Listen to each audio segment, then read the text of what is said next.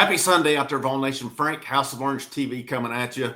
Yesterday was not a banner day for Tennessee athletics. Of course, I recorded a video, the news that it looks as if Tony Vitello is San Francisco Giants bound, and then the third Saturday in October did not go well for the Vols last night. Hit that like, that share, that subscribe. Thank you for your support along the way. Let's get right into this thing.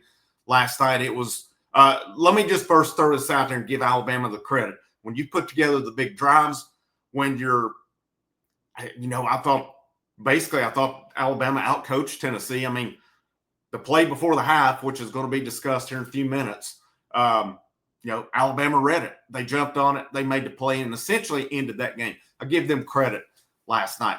They gave up no sacks. They'd given up 8 sacks the previous 2 games. Tennessee could not get to them, and it looked like, I'm going to compare that here in a minute as well. But, first of all the credit to Alabama. They took care of business, and they did what it takes to win these type of football games. Tennessee didn't. It was another crap the bed on the road type performance from Tennessee. I'm going to look at that. Go give my grades on the night. Offense,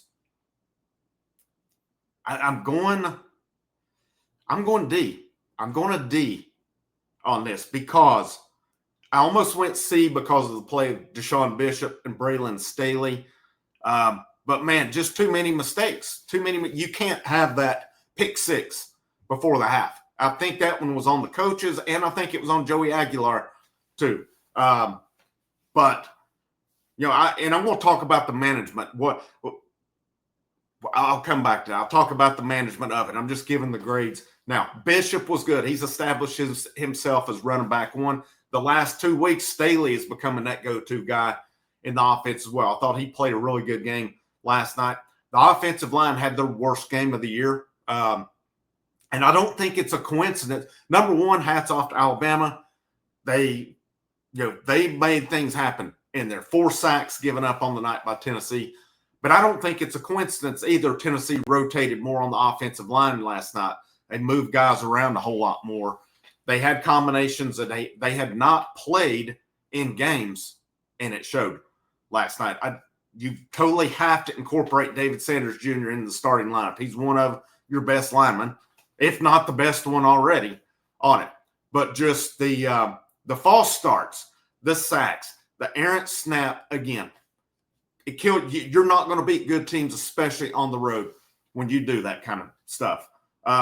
Kitzelman hit and miss. He has some good moments, and then he drops easy first down. Mike Matthews, a bad drop last night as well. The drops are killing. Just too many errors, too many mistakes last night. And, talking on the – I want to hit the pick 6 real quick. I really do, because leading up to that was the problem.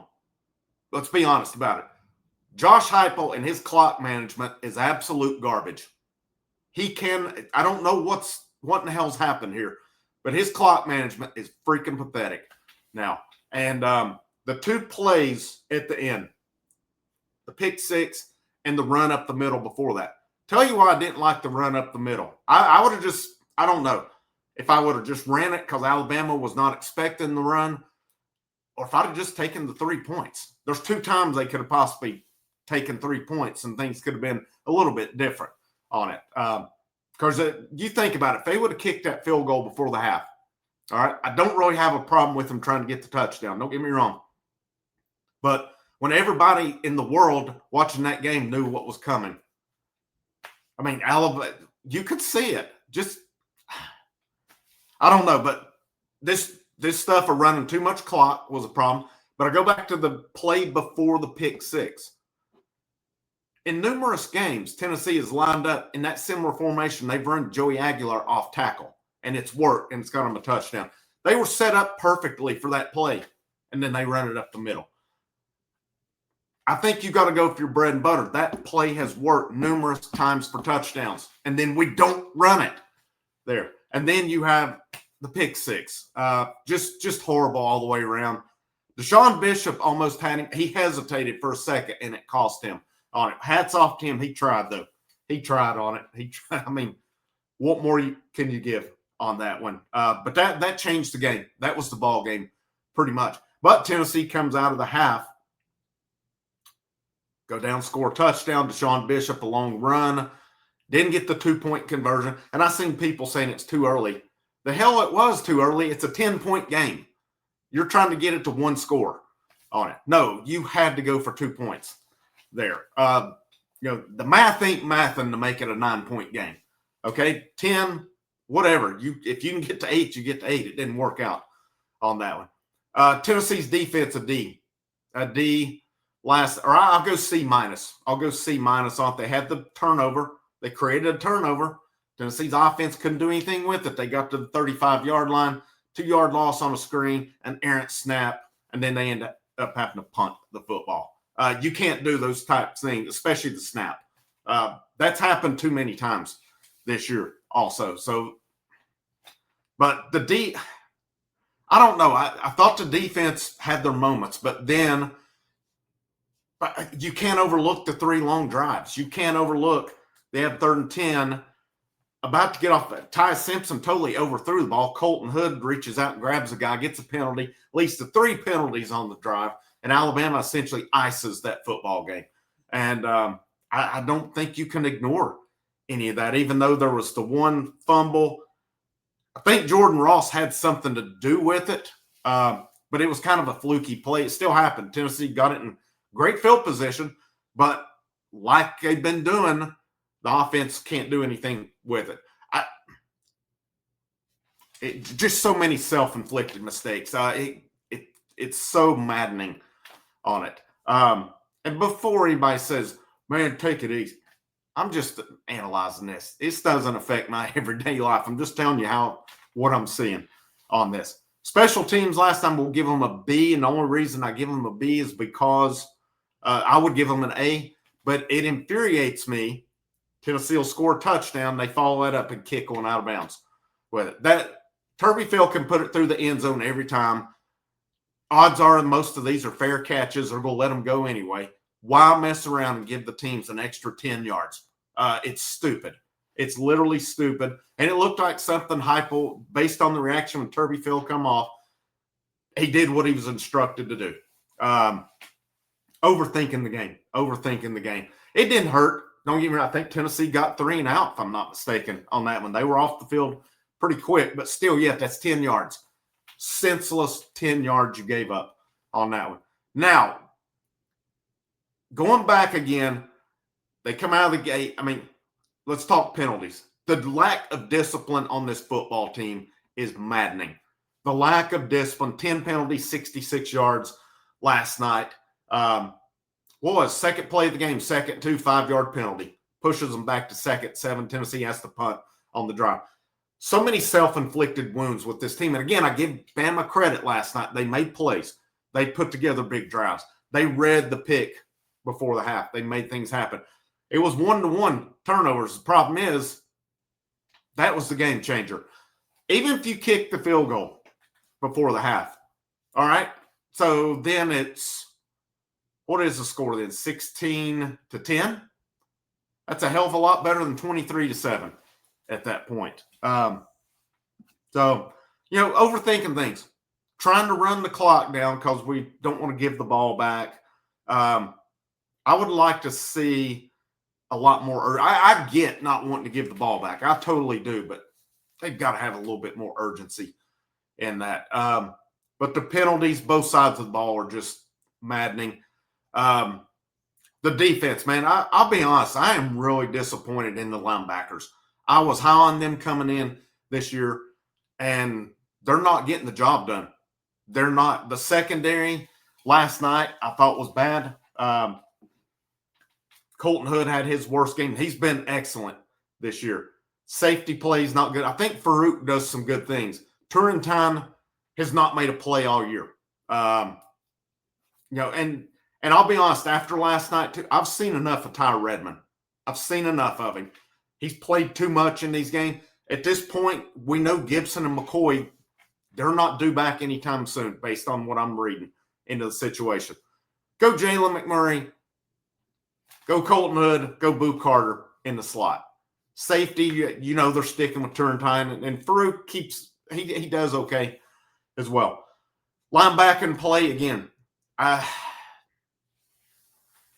I'm not getting it. And then, I said I was going to mention this about the pass rush. Bama, 2 games. Last 2 games leading up to this, sacked 8 times. Last night, none. The last 3 big road games for Tennessee, going back to last year, Georgia at the end of the year, Ohio State in the playoffs, Alabama last night, Tennessee, 0 sacks. And going into all 3 of those games, teams were getting sacks on them. I've got big questions. There's a lot of red flags right now around this staff. I'm not calling for heads. I'm not calling for jobs. I know it's a be careful what you wish for scenario because we saw it. I'm by no means calling for, but man, we've got to learn from some of these mistakes. It's like we're not learning from it. And I put that on the coaching. I put it on the coaching because we're still seeing the same shit that we've seen for 5 years. Year 1, we get it. You're trying to make do with what you got. Year 2, yeah, exceeded expectations with it. We're still having the same. Now, maybe it's a case you look around the country and other teams are doing the same thing on the road. I mean, Ole Miss was pretty good toward the end. They kind of got into that too. You got to give Georgia the credit, though, for adjusting to them where Ole Miss didn't adjust. Alabama, it just seemed like it was a step ahead of Tennessee all night last night. But we know this as well. Since Heupel's been there, he's beaten Alabama and Florida at home both times. So I know it's hard to win against good teams in the SEC. I totally get that. The maddening part to me, though, is just the penalties, the lack of discipline. And it's just the game management. It's been poor. It's been poor so far. You've got to give credit that this offense, with all they lost last year, is much better. They left points last night. That was a winnable game last night. Again, I'm giving credit to Alabama. I'm not saying Tennessee deserved to win the game by any means. That was a winnable football game last night. Not enough plays were made to do that. Maybe it's still a case of Tennessee's just not there from a depth standpoint right now. But, there's players coming at linebacker. If I'm Tennessee in the portal this offseason, whoever the top safety is, go out and buy him and get him in because safety play, I think Farouk, you got to think he'll continue to improve. If you don't trust Caleb Beasley to go in, go out and get a guy.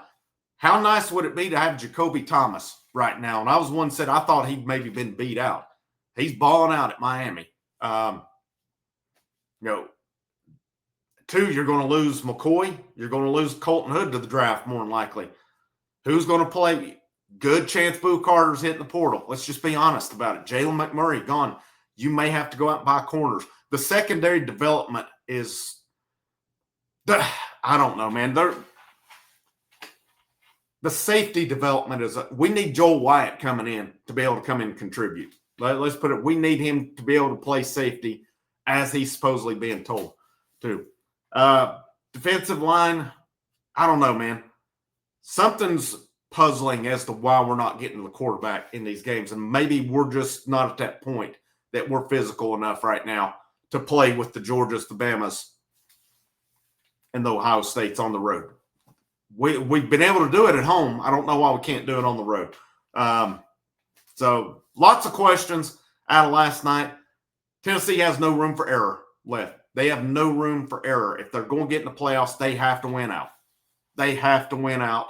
And they may have to win, big in some games. You can't go to Kentucky this week, who took Texas to overtime, and drop that one. You've got to go out and be thorough. There's no reason Kentucky should be able to score with you next week. Let's make no bones about that. Tennessee's offense is much, much better than Texas' offense.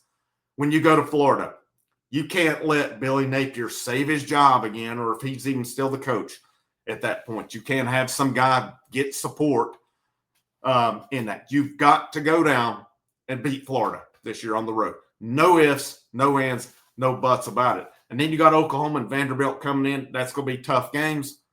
You've got to hold serve at home, though. You've got to do it. And I want to see the team. I want to see the coaches with the killer instinct come back. Again, I don't feel like we've had that this year. And, maybe I'm overlooking the situation, but just 2 games at home, Georgia, Arkansas. We blew the Georgia game, should have won, and Arkansas came too close. No killer instinct. Conservative calling made those close. Last night, not so much conservative. Definitely not. Just too many mistakes, and you're not going to beat Alabama on the road with that one. Keep you posted anything with Tony Vitello. They say the decision should be made. Here's the bottom line with me. It's not about money. Does he want to try his hand in Major League Baseball? To me, it makes sense for him to do it. I can't, and I have no ill will toward him if he does it. That's the top of the line, guys. Let's be honest about it. Consider, say, money, taxes, all that stuff with it. The bottom line is if he wants to prove himself, that's the ultimate proving ground as a manager, and that's a pretty good situation as well that he would go into in San Francisco. Keep you posted on that. Frank, House of Orange, have a great rest of your Sunday, and I'll see you when I see you.